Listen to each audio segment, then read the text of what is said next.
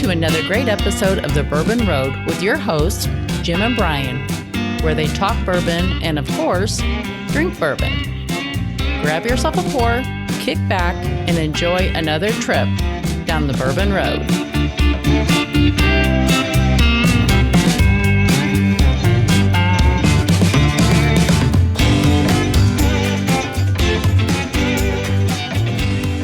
Very excited to have Blanton'sBourbonShop.com as a new sponsor for the Bourbon Road podcast. In fact, this podcast is brought to you by Blanton's Bourbon Shop. Blanton'sBourbonShop.com is the only official merchandiser for Blanton's, the original single barrel. Looking for a unique gift? Blanton's Bourbon Shop has got you covered. Blanton'sBourbonShop.com is your home for all Blanton's gifts.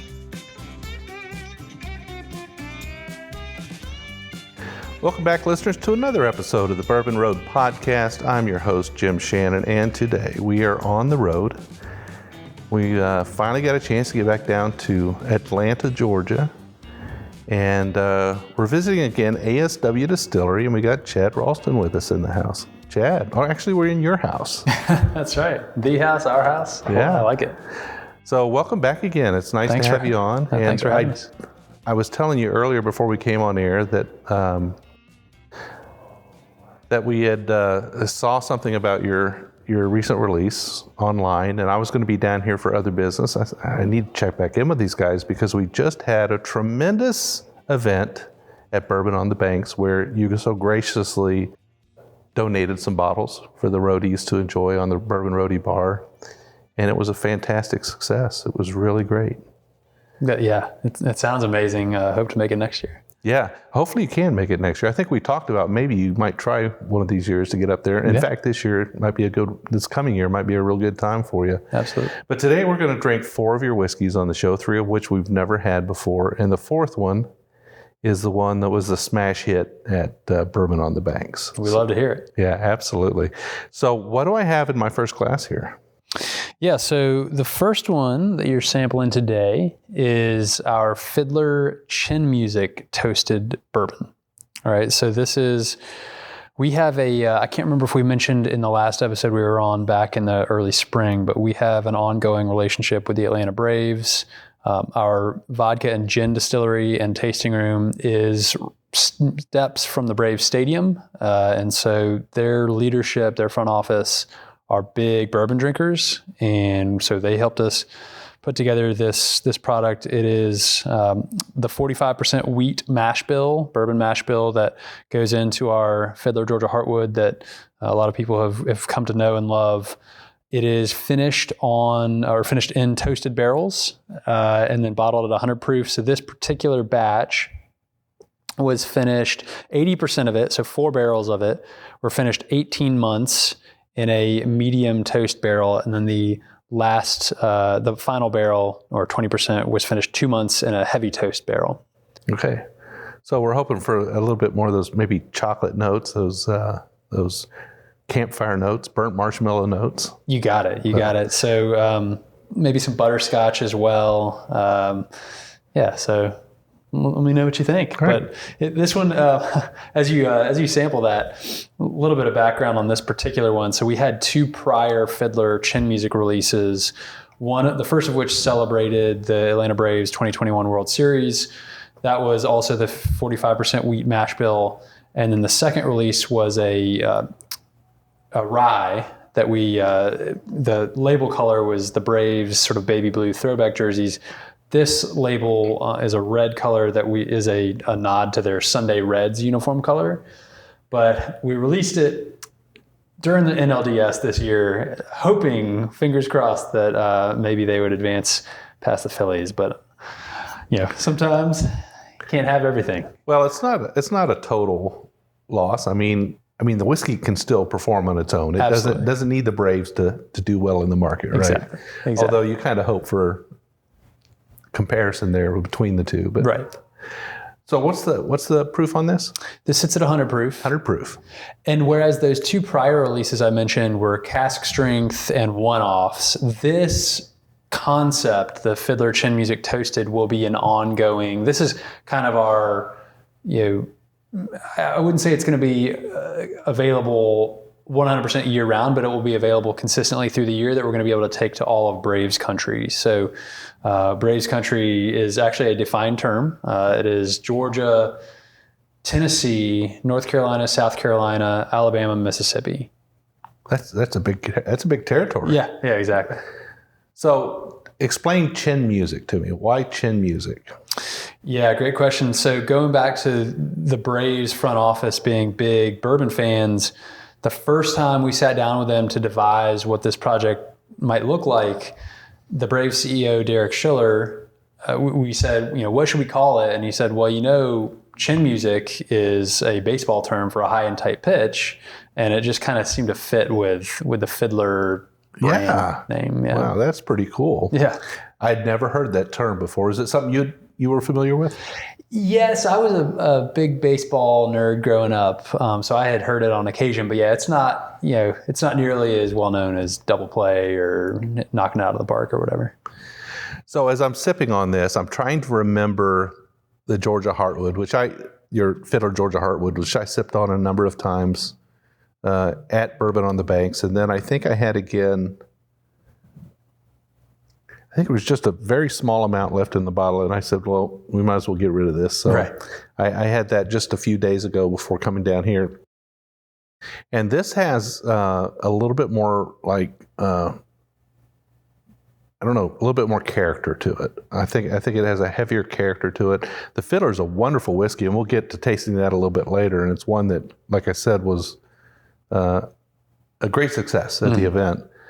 But this has a little bit more of a sweetness up front on it. Mm-hmm. It's got maybe more of a butterscotchy, but toasted butterscotch feel to it. Mm-hmm. Yeah. So what are some of the notes you've heard from people? What are some of the impressions you've got from your staff here and tasting it and from other people who have tried this whiskey? Yeah, absolutely. In addition to the butterscotch, I've heard peach cobbler or peach pie thrown out there. There's definitely, for me, there's some caramel notes. The oak, as you mentioned, is not as pronounced as in Fiddler Heartwood. And that's, kind of by design. Fiddler Heartwood is essentially triple oaked in the sense that spends first roughly 4 years in one new charred white oak barrel, spends another 2-ish years in new charred white oak barrel, and also gets staves of that heartwood that our master distiller Justin harvests, anywhere from 15 to 30 of those that are charred and slotted into the barrel for the final few months of aging. So this, I agree with you, is definitely doesn't push the charred oak to the forefront quite as much as Fiddler Heartwood. Yeah, it's got more up front, mm-hmm. I think, than the Fiddler Georgia Heartwood does. I remember that being more of a bold whiskey, more oaky, more bold, whereas this one's got a little bit more sweetness up front. It does have that character of that heavy toast on that, 20% of the barrels you said are heavy toast? That's right. You get a little bit of that. I'm looking for that burnt marshmallow. I'm just not getting that campfire burnt marshmallow, but I want to get it. I think you'll get it in the next one. You think so? I do. Okay. Yeah. Well, I'm looking forward to that one. I'm still going to sip on this one for a few minutes, but what I'd like to do is maybe refresh the memory of some of our listeners, maybe some of those who are new and haven't heard the episode when we were here before. What is the ASW story? Yeah. So we got our start. It was really our founders, Jim Chasteen, Charlie Thompson, were roommates back in their days in college. And a few years after they graduated, they both had a shared interest in rye whiskey. So this was back in 2009. And this was really before rye had really started to hit its stride in terms of its resurgence, in terms of popularity. So they set out to try to make something that they could sell immediately with the long-term prospect of having a really solid rye whiskey and maybe start forming a distillery around that. So their initial formulation was a clear whiskey called American Spirit Whiskey. It was a high rye mash bill that spent just a scotch of of a period of time in a barrel, enough to be called a spirit whiskey, which is actually a legally defined type of whiskey under the TTB's beverage alcohol manual. But they partnered with a facility in Charleston called Terrasentia at the time to manufacture that. And for the next 4 years, they just kind of grew it organically, predominantly here in our home state of Georgia. And it developed a little bit of a following, but it also became clear in those 4 years that a clear whiskey was really never going to become a big sought after brand. It's just such a niche product. So they realized they needed to either go big or hang up their cleats. So around that time, Jim, his younger sister, said, well, I've got a distiller for you. His name is Justin. I'm friends with him from high school. And they kind of rolled their eyes thinking, any person you're connected to through a third or second degree connection probably is just a hobbyist who doesn't really know what they're doing. But they got a hold of some of the juice that Justin had made, and it was dynamite. So that's when they realized there's really something here. So I joined the team. This was early 2015, and then the four of us went out and raised just shy of $2 million to build out the facility that we're here taping this episode with. And that allowed us to get Justin's ideal traditional Scottish copper pot still set up. So we partnered with Vendome Copper and Brass Works out of Louisville to make these beautiful stills. We got a 500-gallon wash still, 300-gallon spirit still with a really cool inverted condenser. And, most condensers you see, you don't actually witness the whiskey evaporate coming into the shell and then cooling down and dripping off the bottom in a stream of clear liquid. That's what ours you can see, particularly if you come on a tour. So, we built out the space and we started distilling in early 2016, spring of 2016. And it's really been off to the races ever since. We haven't had a ton of inventory until recently. So for years, we were just distributed in Georgia. And then from there, we slowly grew organically. We launched in East Tennessee back in 2018.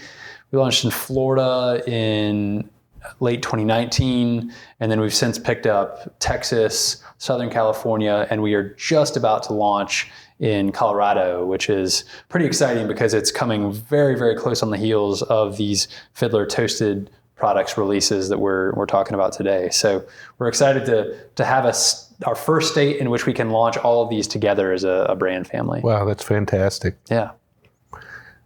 So what's this room we're in right now? This is an amazing room, and I think you told me the story behind this before. But yeah. This is like almost like a gentleman's club in here. Yeah, in a way. It really is. Yes, and that's not far off from the inspiration behind it. So our original distillery where we're at, all three of our locations have tasting rooms associated with them, but they all have a little bit of a different feel. The one at the Battery next to the Braves Stadium that I mentioned, that's very kind of baseball themed, ash, lighter woods. Where we're sitting right now is, we've got darker woods, we've got a navy blue paint color on the wall, we've got cool little memorabilia, like a American flag made out of wooden staves and stuffed lynx that one of our friends gave to us, and we didn't really know what to do with it because it just scares people if they come upon it unexpectly. So perch him on an ASW barrel. Yeah, exactly.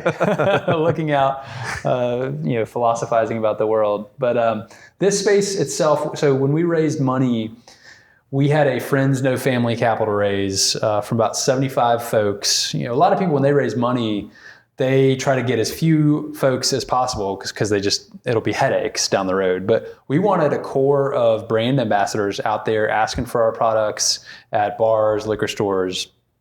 And so we designed this specific space. It is our investors lounge to have lockers for them.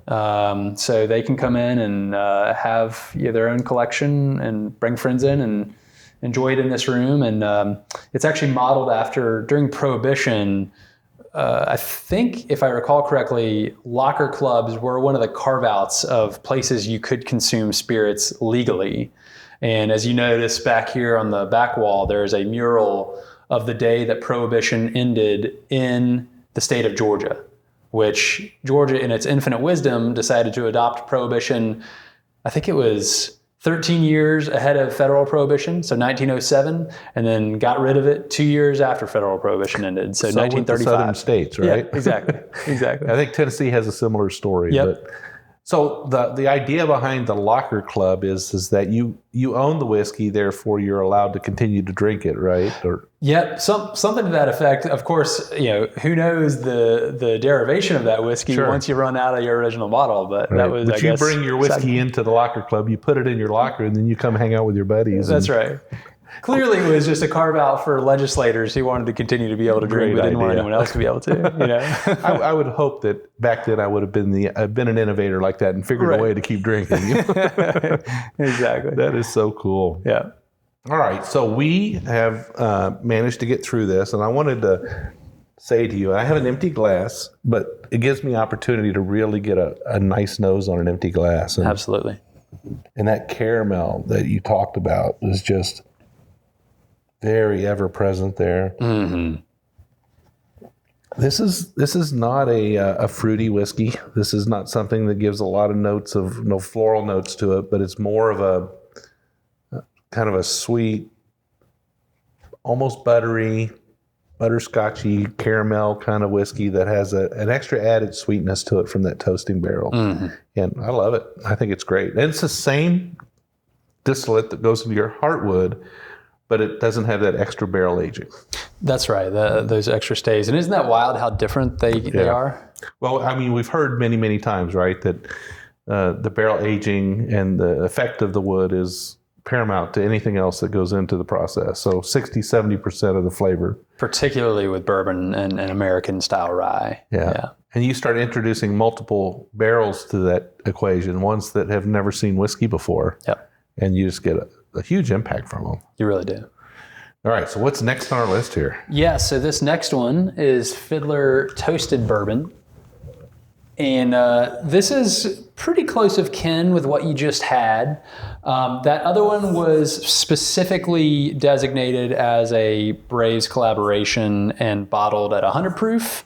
And I also mentioned that one, the one you just tried, also had some heavy toast barrels as part of the finishing process. This one, Fiddler Toasted Bourbon, is an addition, a year-round addition to our portfolio. I should have mentioned previously, all three of these Fiddler Toasted products we're talking about are going to be batched in the sense that each batch has different levels of toast, different finishing time periods in the toasted barrels, different char levels to the original barrel that they went in. And that's really what's going to drive the differences between the batches on these. So this one that you're sampling now, that same 45% wheat mash bill that we have grown to love so much, this one is cask strength, so it'll drink a little hotter. I think this one actually went up in strength in the barrel, so we bottled it around 60.5%. 60.3 it looks like. Yeah, 121 proof basically. And this is 5 year, 9 months, so this is roughly a 6-year-old whiskey. Mm-hmm. And as you said, entered into that heavy toast barrel with a number 1 char. Yep. For 3 months. And so for those who have had some of our other Fiddler products, Fiddler Unison Bourbon or Fiddler Heartwood Bourbon, we have, with this Fiddler Toasted series, introduced this concept of kind of a sidebar or an inset of information that will always be there and will vary by batch. So we'll actually probably introduce that same window or sidebar concept onto our Fiddler Heartwood product probably sometime next year.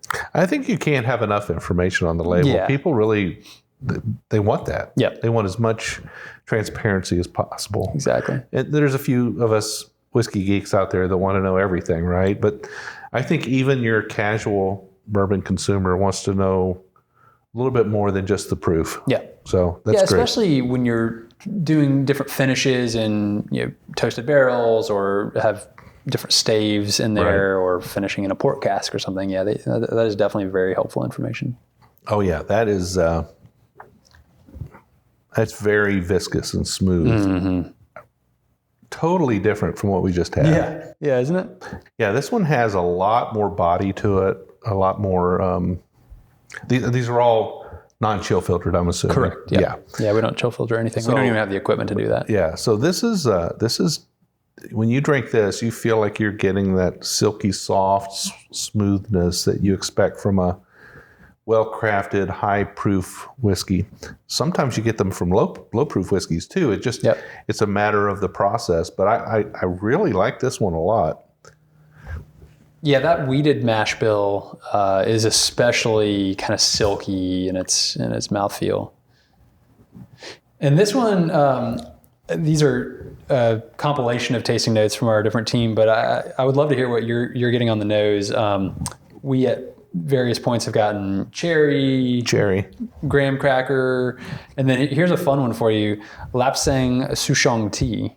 I wouldn't know. That wasn't mine. That was so. Whit, our distiller, Whit Hageman, is the brains behind the Toasted series, and he, in a prior life, he was actually on the last episode we were on with you. I remember. He, in a prior life, was a like award-winning barista. He went and competed and would win awards at these barista competitions. So he has an extremely sensitive and attuned nose and palate. And that's where he came up with the Lapsang Souchong. Yeah, so I remember that interview now, and I remember how he is very his palate and his nose are very attuned to whiskey. He definitely is able to pull out some things that I would never grasp, I think. Yeah. Yeah, but the cherries definitely, when you mentioned that, my nose was at it when you said it, and I definitely got it. I'm also getting like a little bit of, those chalky wafer candies? Yeah. I'm getting a little bit of that, like, I think they have like a cornstarch on the outside of them. I'm getting a little bit of that as well. That's a great one. It's a great note. I think it drinks well. It's super, super soft up front, though. You really don't get the impression of the whiskey till it hits the mid palate. It almost goes right past the front of your tongue. I get just a little bit on the tip, But the sweetness is nice. It's subdued, but I like it a lot. I'm not getting that burnt marshmallow. Oh, you're not. I'm sorry. Really? I'm just not getting you don't it. have to apologize. That's funny. Maybe I'm looking for it too much. Maybe I'm expecting to be really hit by it. Yeah, I have, and maybe because we released 2 or 3 batches. So the batch that I tried, we released them all at once, but they obviously had different toast levels and finishing times in the barrel. But the one that I tried so far definitely had that toasted marshmallow. I'm getting almost like a Nutella. Like a Nutella chocolate. What's the nut in Nutella? Hazelnut. Yep. I'm getting like a hazelnut chocolate note on it a little bit. Cool. That's really which is really nice. Yeah. But not the burnt marshmallow. I was hoping for it. But it's wonderful whiskey. I'll take Nutella. This is really, Nutella is a good one, I think. What about this? Are you getting any pecan pie?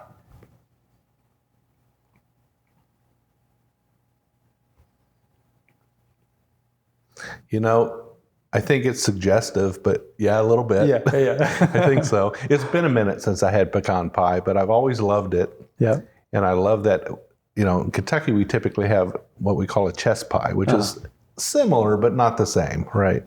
Is that what, so pecan pie in Georgia is a Thanksgiving staple, and that's about the only time I'll have it all year because it's so dang rich. Right. Is chess pie the same thing just Thanksgiving, or is it more of a No, it's kind of I don't know, it's just something you find on the menus at restaurants. It's kind of a Kentucky area thing, and it has a little bit of chocolate in it as well. So it's kind of and I'm probably going to have 1,000 listeners correcting me on this, but here's another thing. It's been a minute since I had some. Sure. But I always relate it to kind of a pecan pie with a little bit of chocolate in it. Oh, yeah. Cool.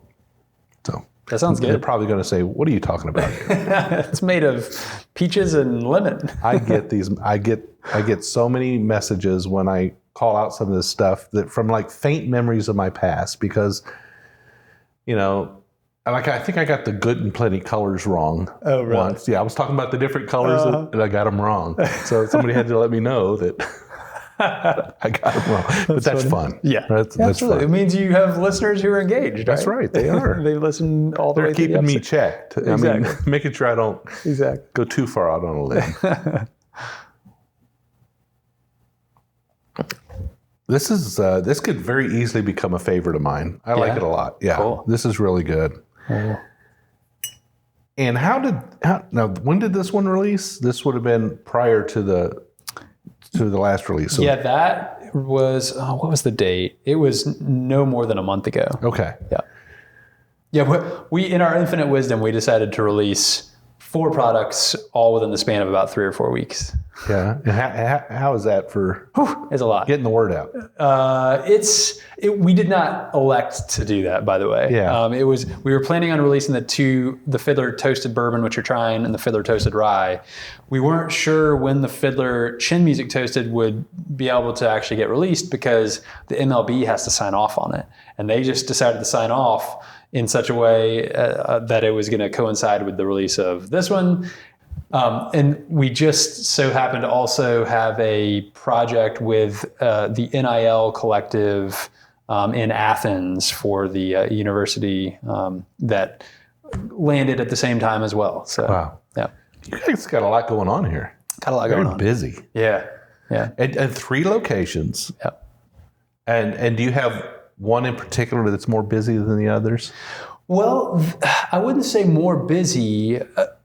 Yes, the short answer is yes. The Battery is the most busy, just because the foot traffic at the Battery is nuts. I mean, with the Braves there, and they've just the Braves development team, which is the real estate side of things, has just done such a fantastic job of putting together a really cool collection of restaurants and retail shops, etc. But setting that aside.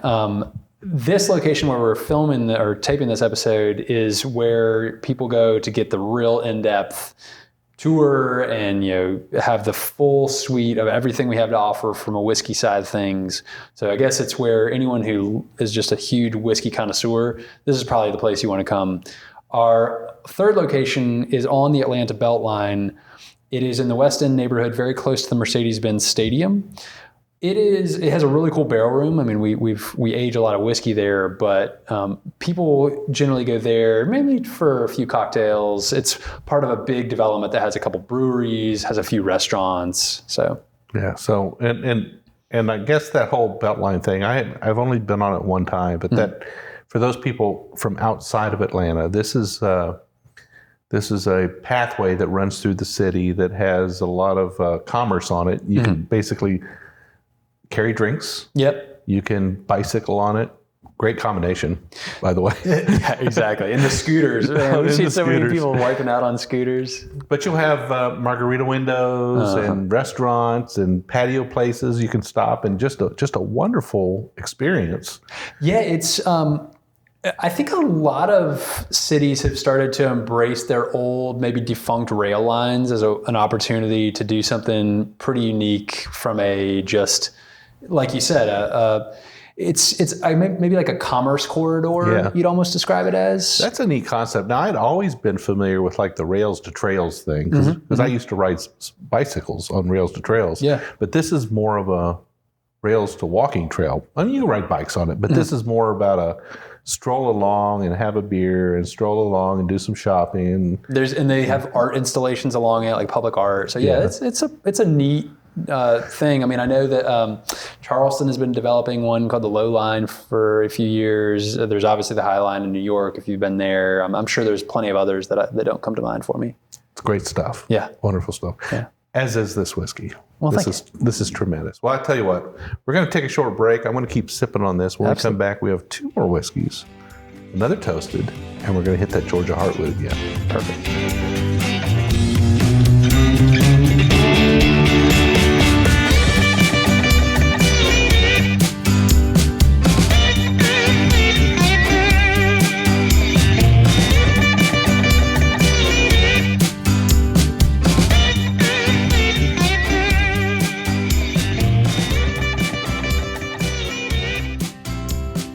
Looking for a unique gift? Blanton's Bourbon Shop has got you covered. All of their handcrafted wood products are made in their in-house wood shop with authentic bourbon barrels. Specializing in barrel-aged potent treats, they use Blanton's barrels to age their own maple syrup, honey, and coffee. Find the most unique gift ideas for your golf lover, cigar connoisseur, avid coffee drinker, and Blanton's fan. Want to win an authentic Blanton's Barrelhead? Make sure you sign up for the giveaway on the homepage of their website. BlantonsBourbonShop.com is your home for all Blanton's gifts.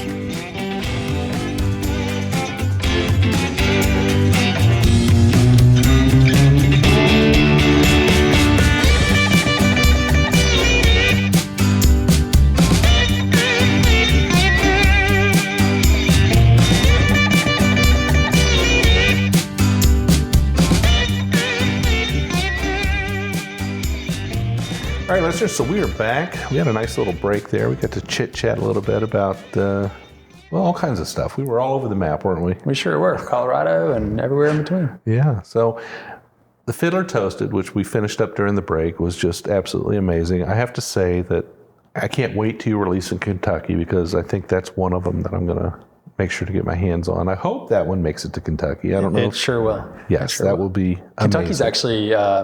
I mentioned we're about to launch in Colorado. The next two states after that are Kentucky and Massachusetts. So. And how do you choose like Kentucky and Massachusetts? Are you trying to like spatter them a little bit around? Or are you trying to get regions? It's even less strategic than that. It's who we get introduced to that we just have a good relationship with. Okay. So we had a influencer who did a pick with us, who's really good friends with a pretty influential Massachusetts liquor store chain called Liquor Junction. And they introduced us to a distributor who we really hit it off with. So hence Massachusetts. And that's really how it works in this world. I mean, when you get somebody to try your whiskey, and I know we hear you guys saying it all the time, tell your local liquor stores, right? Because they turn around and tell their distributors. That's exactly right. And then the distributors place orders. That's right.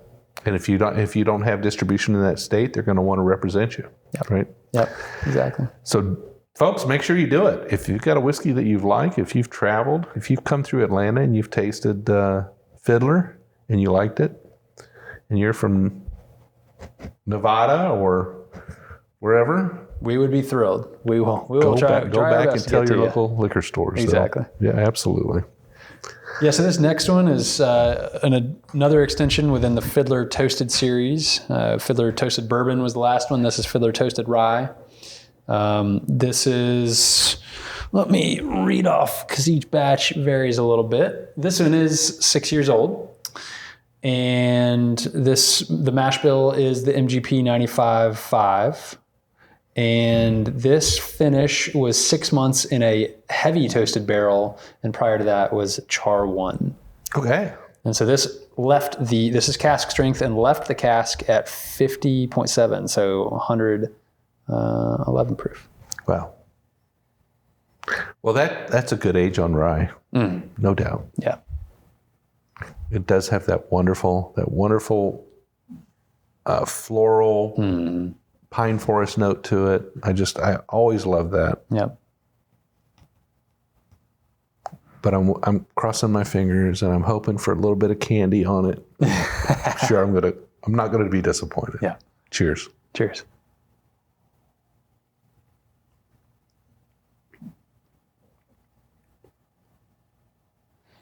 Wow.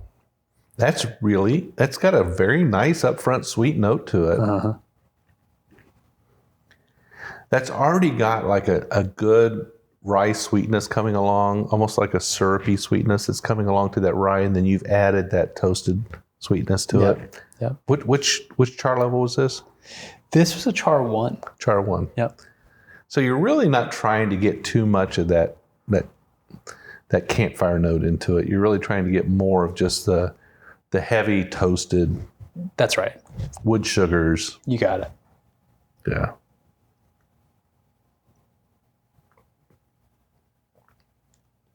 So how's finishing going for you guys? I mean, is that kind of, you see a lot of future in the finishing of whiskeys? I think so. It allows for an additional avenue for differentiation. and B, it's just fun, right? Yeah. I mean, we didn't get into this industry to not have fun. Right. So being able to, we get approached with all kinds of crazy casks out there, and just seeing what the end result is. I mean, I think last time you were here, you tried our Fiddler Amberana, which those are definitely can be hit or miss for some folks. We really liked ours, but at the end of the day, I don't know that it's a little bit more logistically challenging just because it ages so fast in that barrel. You have to be ready to put it in and take it out almost immediately. Yeah, and an Amberana barrel has many reuses in it. I mean, you can redo it many times. I think maybe some of the distilleries who don't have as much experience with Amberana have overdone it a bit and released their products. And I think there are some people out there that have had it and said, it's a little bit too much for me. Yep. And so as a result of that, you have this wide, broad spectrum of Amberana finished whiskeys out there, some of which are delightful and well done, and some of which are not so delightful and overdone. And everybody who produces whiskey in this market has an effect on the consumer's general opinion, right? Very true. So if there are distilleries out there that are doing things that are not,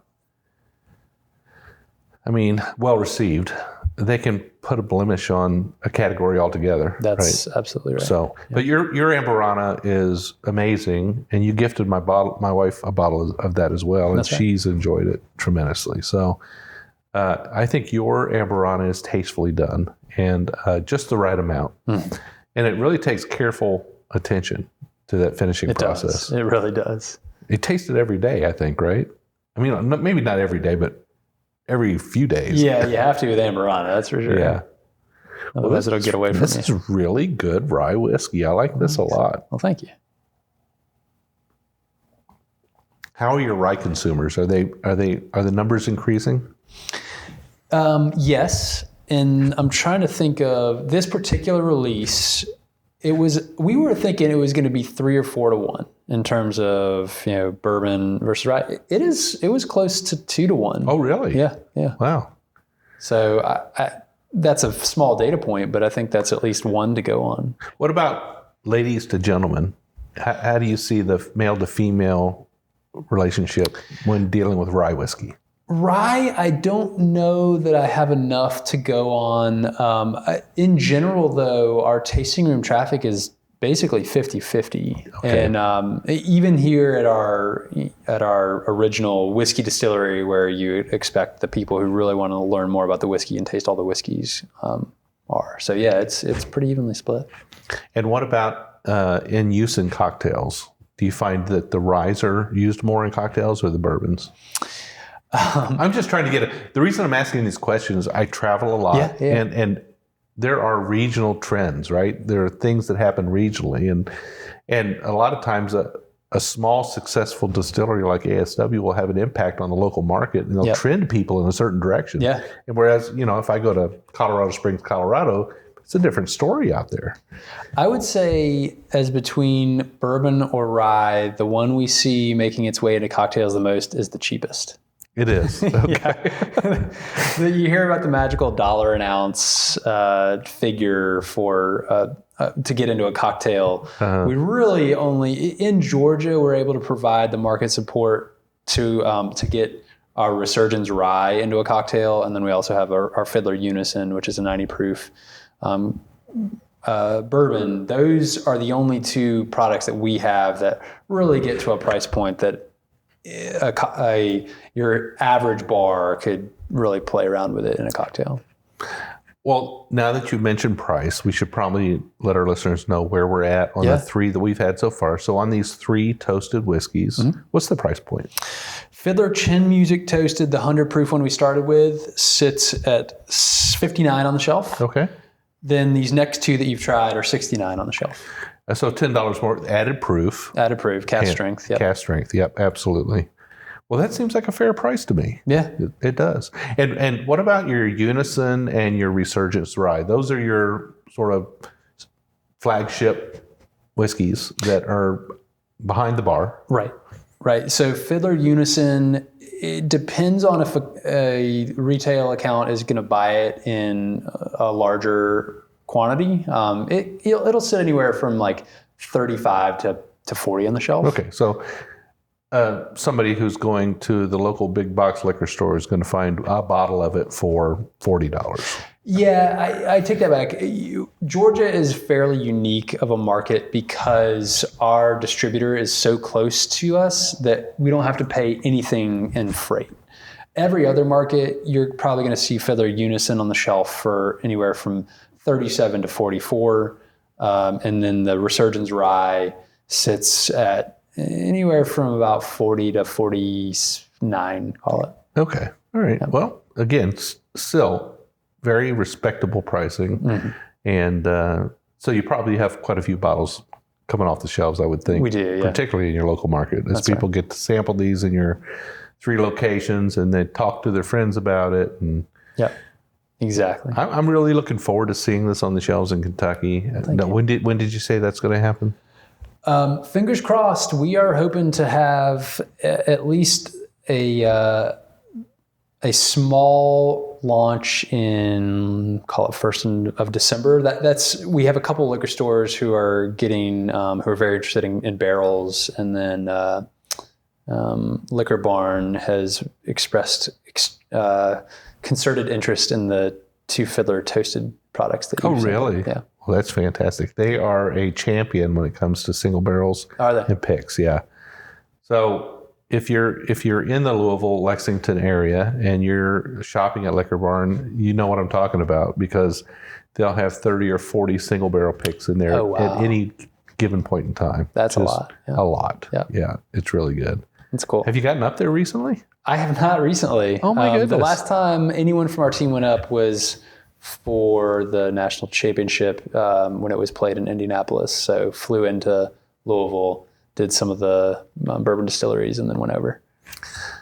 Well, you have my number. It's burned into your phone. You need to give me a call if you come up. I'll make sure you have a place to stay and a bar to sit up, belly up to. Appreciate it. Yeah, that would be a lot of fun. Absolutely. Would love to. All right. I am ready to move on to the fan favorite from this year's Bourbon on the Banks. We love to hear it. Fiddler Georgia Heartwood. So we're actually probably going to drop Georgia from the brand name just because we're not sure if it resonates or if it kind of detracts people from it. Just because some people, they like their state and maybe Georgia deters them. I don't know. So, but it'll be the same process. It'll be Fiddler Heartwood. Yeah, Fiddler Heartwood. Well, that makes sense. Yeah. I'll probably accidentally say Georgia Heartwood anyway. I've said it so many times. Yep, that works for us. And the reason, the story behind it, for those who may not be familiar, is so it's triple oaked. Spends about the first 4 years in a first new charred oak barrel, about the next 2 years in a second new charred oak barrel, and then the final few months of aging, it receives anywhere from 15 to 30 staves of oak that we harvest in North Georgia. And by we, I mean our master distiller, Justin. So he gets out there every January when the sap has moved down the trunk of the tree so that you're not getting too much sapwood, and splits out the heartwood from the sapwood and seasons it for, depending on which lot of heartwood, it could be seasoned anywhere from 2 to 4 years, and then hand chars it. So I'm going to say that this is probably the only distillery that has a master distiller / lumberjack. That's right. That's right. It's amazing.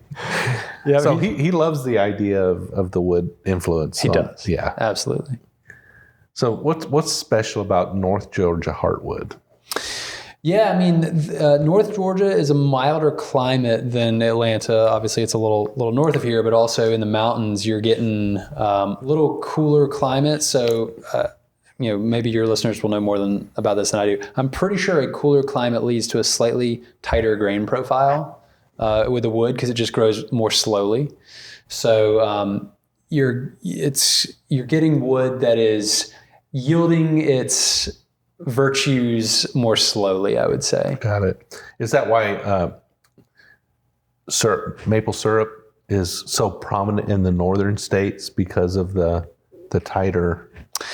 Yeah, I mean, I don't know as much about sugar maples, but I do know that I think generally require colder climates just to thrive. And then that's why they tap the maple trees every, January or somewhere in the colder months, is because the sap is flowing out of the trunk, right? And so when you tap it, it's just flowing right into the vessels that receive the syrup. You learn something new every single day. This is amazing whiskey. This is my jam right here. Yeah. I mean, I love this. That brings back a memory from a few days ago, from a week ago at Bourbon on the Banks, and then on numerous occasions when we've had this in the past. Your Fiddler Heartwood is just phenomenal. Well, thank you. It is such a well-crafted whiskey. Can you, one more time, tell our listeners kind of what the process is for producing this? Absolutely. Yeah. So we take the 45% wheat mash bill bourbon that was in two of the other products we sampled today, and it spends those first 4 years in its first new barrel. And then usually in January, we'll transfer a whole lot of them over to second new barrels. And then for the final, it depends. And the reason I say final few months of aging, and I don't get more specific on that, is we put those anywhere from 15 to 30 staves down into the barrel, and then we'll start sampling them out after a month.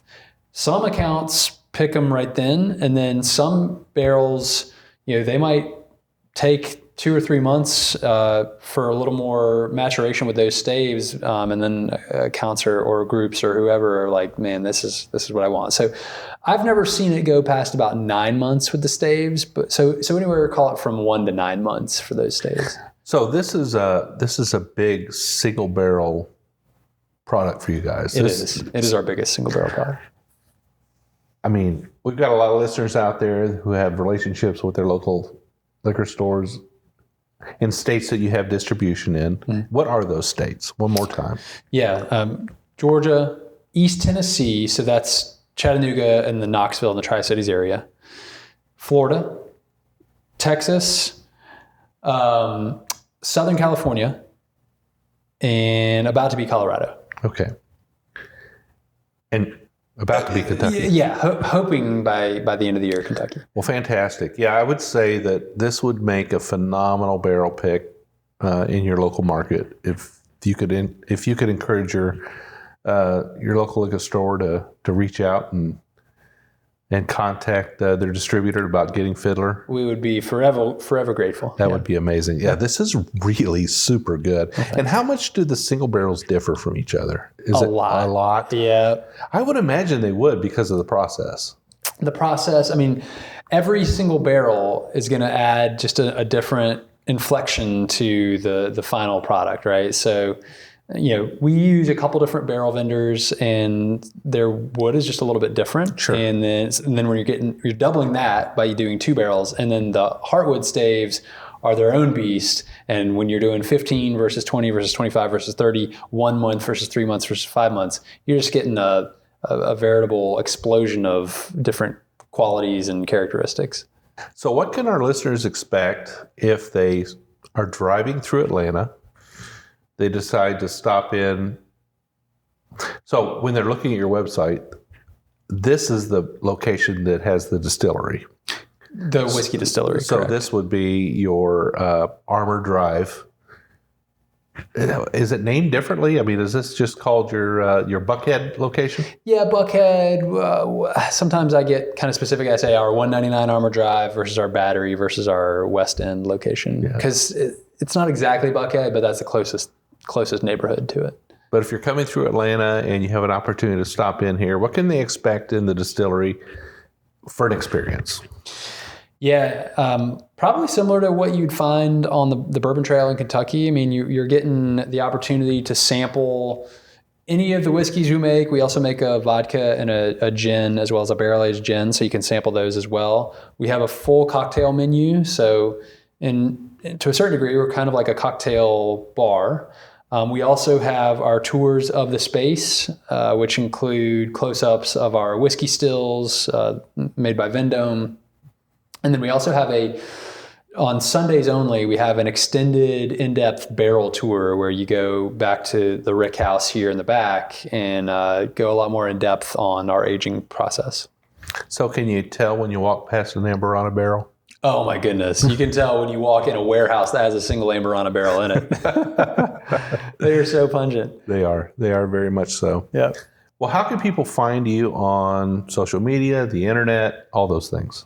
Yeah, we aswdistillery.com and ASW Distillery on Instagram and Facebook. We also have a private barrel group for Facebook as well for those who want to get tips on where single barrels are dropping. We also do kind of advance releases of our ticketed events at our distillery with occasional giveaways and stuff within that channel. So yeah, a lot of good ways to find us. Well, fantastic. Well, Chad, thank you so much for making Absolutely, time for us Jim. today. We really appreciate it. We know yesterday was a big release day for you. Yep. You're probably worn out at the end of the day, and here comes Jim wanting to come in and talk to you again. No, we love having folks in to talk whiskey. All right. Well, thanks again. I really appreciate it. Absolutely. All right, folks. Well, you can find the Bourbon Road on all social media outlets. You can find us on Instagram, Twitter, YouTube, Facebook. You can find us on our private Facebook group, the Bourbon Roadies. You can also find us on Threads, TikTok. I mean, we try to do it all. I would say we don't do it all really well, but we do it the best we can. But we have a lot of fun doing it. We always drink whiskey. We always have fun. Every single Wednesday, you're going to get an episode from us. We're going to have somebody on like Chad talking about their wonderful products. Sometimes it's just Brian and I chit-chatting and drinking a whiskey that's been provided to us. Sometimes we'll have a music artist on or an author. Got one of those coming up real soon. We've even had comedians on. Man, I'll tell you what, it's hard to drink whiskey and interview a comedian. It just, every now and then you inhale a little bit of whiskey. It's hard on you. But anyway, we always have a great time. If you've got an idea for a show or there's a distillery in your hometown that's doing it right, we would love to hear from you. Make sure you hop on our website, thebourbonroad.com. Go to our Contact Us page. Send us a quick note. We'll be sure to follow up on that and reach out to that distillery, see if we can't get their whiskey or maybe even their master distiller on the show. We hope you listen to us every week. Just scroll on up to the top of that app, hit that subscribe button. You'll get a bell notification each week when we come out with a new episode. We'd love to have you join the Bourbon Roadies. Just go onto Facebook and search out the Bourbon Roadies. Answer 3 quick questions, become part of our 3,200 strong member team. We love to drink whiskey with you, share stories with you, have a good time. But until next week, we'll see you down the Bourbon Road.